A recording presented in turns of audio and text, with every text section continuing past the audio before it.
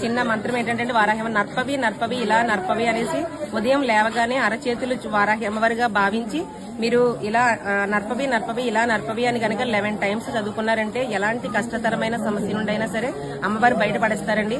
మా ఈ మధ్య ఎక్కడ చూసినా సరే వారాహి అమ్మవారి టెంపుల్ కోసం చాలా బాగా చెప్తున్నారు. మనం కోరుకున్న కోరికలు చాలా తక్కువ రోజుల్లో తీరుతున్నాయని, ఈ వారాహి అమ్మవారు తీరుస్తున్నారని ఈ అమ్మవారిని దర్శించుకున్న భక్తులు చెప్తున్నారు. ఈ వారాహి అమ్మవారి టెంపుల్ వచ్చేసి మన కాకినాడలో జగన్నాథపురం నుంచి 3 కిలోమీటర్స్ దూరంలో కొవ్వూరు అనే విలేజ్ లో ఉంటది. వారాహి అమ్మవారి టెంపుల్ కాశీలో తప్ప మరి ఎక్కడా లేదంట.